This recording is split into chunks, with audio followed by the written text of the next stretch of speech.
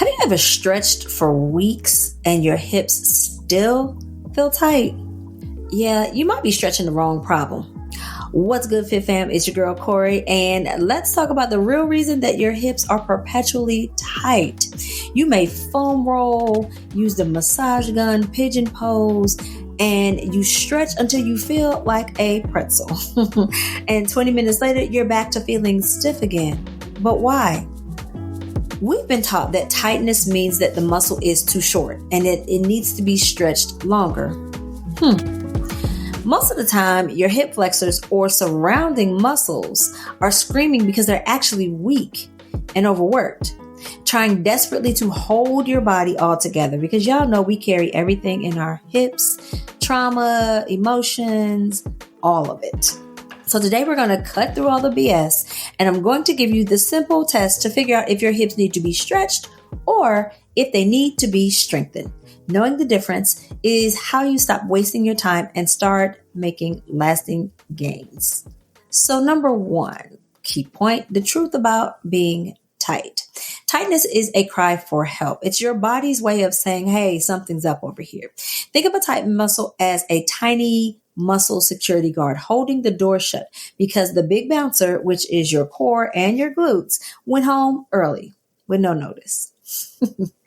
The guard isn't too short. He's just exhausted and stressed. Stretching him out is just temporary because it temporarily loosens his grip and gives him a much needed break, but that doesn't solve the underlying problem.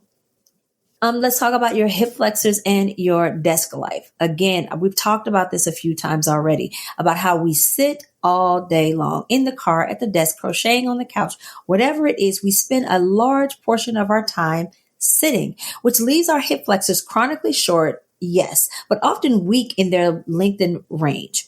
When the glutes are asleep, remember glute amnesia. And remember, if you want the video on glute amnesia, I made a whole video about it and you can watch it here.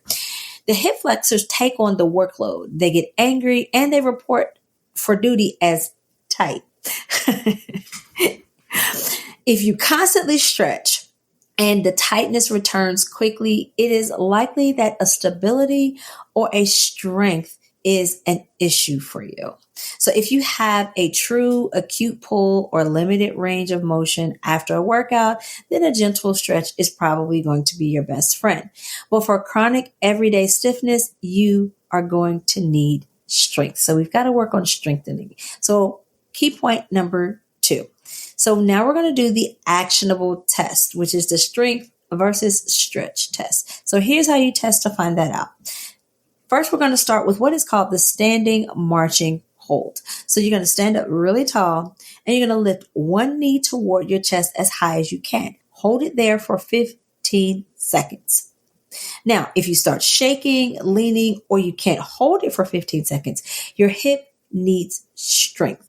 Your deep core and your hip flexors are weak and they're struggling to stabilize you. So you're going to need to train the control in that lifted, flexed position. Okay.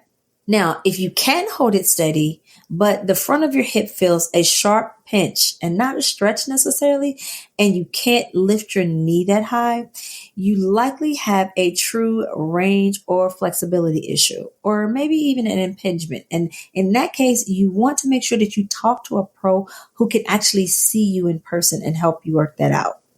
And you're going to need some gentle mobility work, and that will help you before you begin starting to try to train.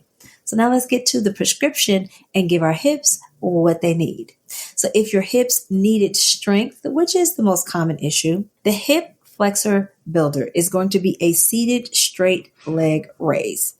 Nice and slow and controlled, or you can do the slow controlled standing marches. Don't worry about weights right now. Just focus on slow 3-second negative motions. Remember, the negative motions is the lowering motion. Then you're going to want to get into your glute power, and that's your bouncer when you're needing some strength. Single leg glute bridges or banded clamshells with some resistance bands are going to help you here. Remember, these muscles are loyal, but they do need to be told when it is time to fire And if you guys recall, I did do a video about that as well. So you can go ahead and check that out too. Now, if your hips needed stretching, which is the rare winner, static hip flexor releases like the classic couch stretch, but hold it for a full 60 to 90 seconds to actually signal a change in your nervous system. Or lateral openings are good for that as well. This is a 90-90 stretch. This is great for hitting the hip external rotations, and it is perfect for a post-workout cool down. I love the 90-90 stretch. I absolutely love it.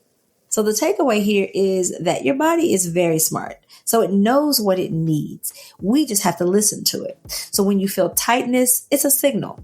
Don't just silence the alarm. Find out what the fire is. Your strength work, when done mindfully, is the ultimate form of self-care and the key to long-term joint health.